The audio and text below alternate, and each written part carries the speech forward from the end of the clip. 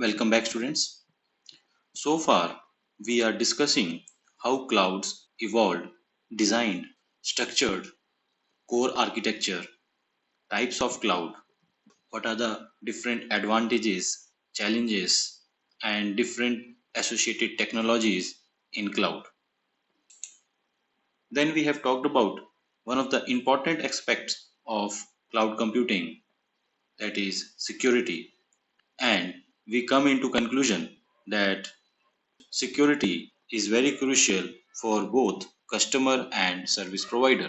Another technology that is stepping up nowadays for modern world development, especially in the face of agile based projects, is known as Docker. Students, today I am going to introduce you buzzword that is Docker container. Fastest way to containerize application on your desktop. Talking about portability of application from one environment to another environment is becoming a major challenge. So there where the container technology come into picture, where we can bundle up the application along with associated dependencies into a container and further push it as a single container to the other type of environments.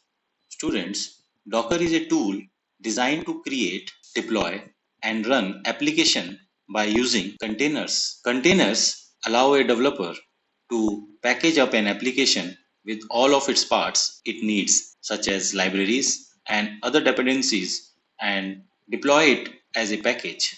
Its primary focus is to automate the deployment of application inside software containers and the automation of operating system level virtualization on Linux. It's more lightweight than standard containers and boots up in a second.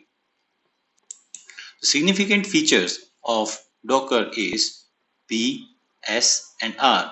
Anywhere means to build the application, ship the application, and then run that application on any environment. So it is well said, debug your app, not your environment. Securely build and share any application anywhere. For modern word development, Docker container is a buzzword which is where people were looking for a newer, better technology for building infrastructure. So its primary aim is to facilitating developers to easily build application, ship them into containers, and subsequently can place them anywhere. So we can run them in any platform, irrespective of where it is. Talking about why Docker, basically it enables developer to easily pack, ship, and run any application as lightweight, portable, self-sufficient container which can run virtually anywhere. In addition, Docker containers are easy to deploy in a cloud. It facilitates accelerate innovation, it gives freedom of choice and security, where in one side you can see how virtualization is placed over operating system and how Docker is acting on a host operating system. So basically it replaces hypervisor which is there in virtual machine. There is a software operating system which will be need to be installed on Windows based or Linux based operating system, and then we can have our independent virtual machine. But here we don't need hypervisor. In Docker, each unit of execution is called a container. They share the kernel of the host operating system that runs on Linux, whereas the role of hypervisor is to emulate underlying hardware resources to a set of virtual machine running on the host. Now we will talk about what is container. Docker container is a standard unit of software that packages up code and all its dependencies so that that application can run quickly and reliably from one computing environment to another.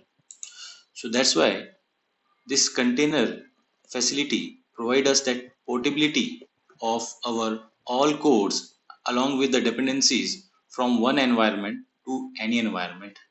A Docker container image is a lightweight, standalone executable package of software that includes everything needed to run an application, where code, runtime, system tool, system libraries, and settings.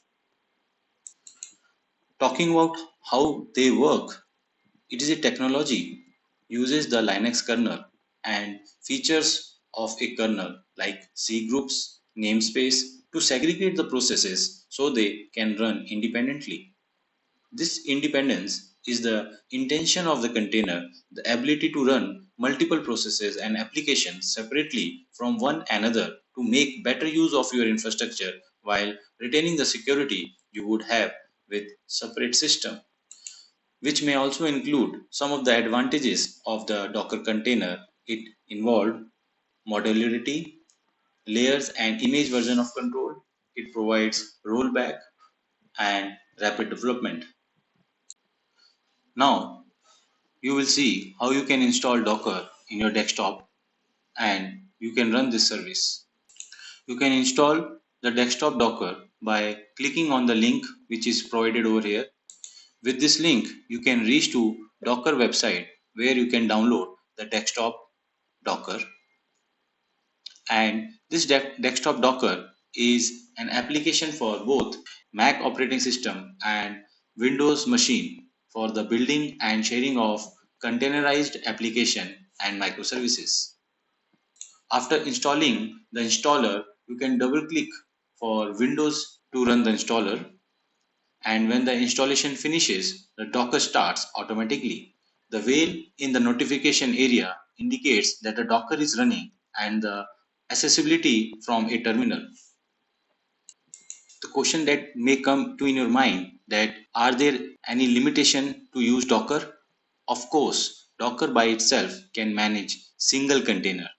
So when you start using more and more containers and containerized application broken down into hundred of pieces, management and orchestration can be difficult. Eventually, you need to take a step back and group containers to deliver services, networking, security, telemetry, and more across all of your containers. So, students, that's where Kubernetes come in. In my next session, I will tell you what is Kubernetes. Now, I will show you a small video where the Red Hat executives are talking about Docker technology. So can you describe more what the container use cases are within the context of the operating system? Why are containers important to the Linux host? It's really for containerization, you can actually have your applications run on specific containers. You don't have to use your whole system to run an application. So that's specifically whatever every container technology is so popular because of that. Because you don't have to use the whole CPU running the particular application. So basically, if you think about it from a large server piece of hardware, with the context of containers running within the operating system, I can have multiple applications, kind of a multi-tenant kind of way, right? Taking advantage of that same set of CPU. Exactly. Okay, so greater density, is that one way to think of it? Greater density. Okay, can you tell me more about Podman and what the use cases are and what you would use that for? Anything that you use Docker for, Podman replaces that, and there's no daemon. So it's a daemonless container application, and it's more secure. We can use it without root access, so that is pretty much the beauty of Podman. I often think of root as God mode, right? They have the ability to take over everything within the operating system, and that includes a server operating system where you might have hundreds, if not thousands, of users leveraging that server operating system. Okay, so I see what you're saying there. Basically, I can build a container without having root access. Yes, absolutely. Okay. What's the difference between Podman and Buildah? The Podman is really where you can deploy and run containers with, and use the CLI. It's really the command line interface. And then Buildah it's where you can use to build your images that Podman can use to run. Okay, so if I'm doing like a Podman build on the command line, that would actually use build underneath the covers. That's correct. This is not a Red Hat only thing, right? It's No, definitely that's something not. we want Yes. available to the world at large. Mhm. So giving them access to Podman and build would be fantastic. Yeah. Absolutely. As it relates to the people that you manage on a daily basis, you work with software engineers who are working on things like Podman and Builda, and these folks are obviously very close to the operating system and very close to how you build and architect software that runs at that level. What would you say is unique about their personalities and their skill set? What does it take to be that operating system type software engineer? I think adaptability, meaning the technology is evolving, so everything, what people looked for in an operating system 20 years ago when I was starting was not what it is right now. So adaptability to and what is being aware of what the industry wants, I think is really important. Well, Preeti, it was so nice to meet you today. Thank you very much for taking the time to talk to me as well. I really enjoyed finally meet you in person. I know, I've never met you in person before, so it's been a pleasure for me as well.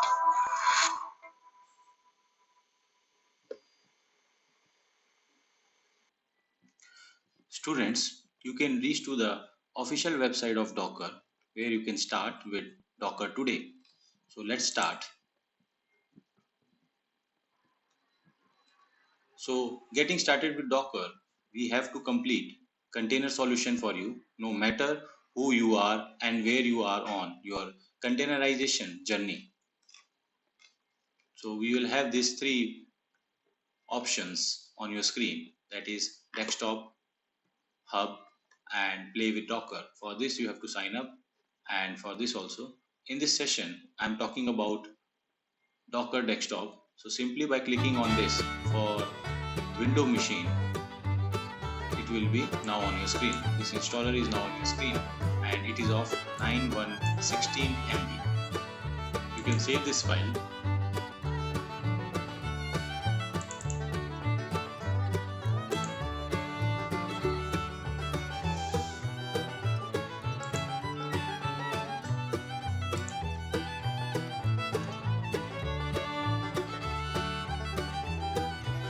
Once the installer gets downloaded, you can simply install it and complete the installation process. Thank you and have a nice day.